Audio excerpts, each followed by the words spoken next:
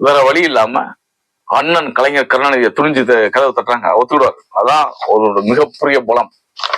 இந்த டைம் என்ன அப்படின்னு இருக்காரு, ஐயா ஏரி உடஞ்சிருச்சுன்னா பெரிய பிரச்சனை ஆகும், வேற வழி இல்லாம ஓகே இப்ப என்ன செய்யணும்னு இருக்காரு, நீங்க போன் பண்ணி சொல்லுங்க. அசால்ட்டா சொன்னாரான், நான் சிஎம்ங்கிறது உனக்கு தான், இப்போதைக்கு தூக்கத்துல இருக்க எழுப்பும் போது அத்தனை இன்ஜினியரும் தூக்க கலக்கத்துல நம்ப மாட்டான், அதனால மைக்ல அனௌன்ஸ் பண்ணிருங்க, நான் கிளம்பி வரேன்னு சொல்லிருக்கேன்ட்டாரு. சொன்னது நைட் 2:30 மணிக்கு ஒரு டீயை குடிச்சு கிளம்பிட்டாரு.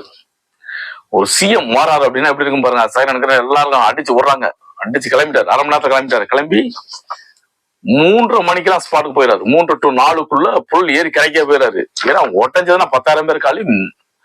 அடுத்த நாள் தலைப்பு செய்தி அதிகமா இருக்கும், நாட்டுக்கு கேவலமா போயிடும். நீட்டா போயிட்டு அண்ணன் போயிட்டாரு.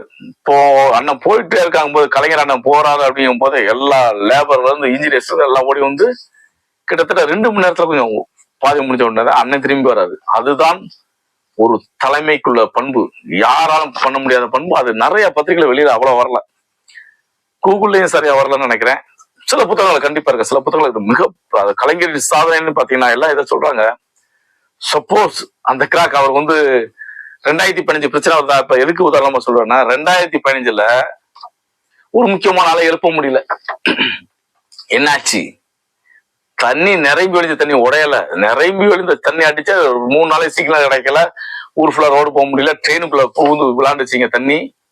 அதான் தலைமை பண்பு என்பது. இப்ப புரியுதா உங்களுக்கு? நள்ளிரவு 2:30 மணிக்கு கலைஞர் எழுப்ப முடியும்.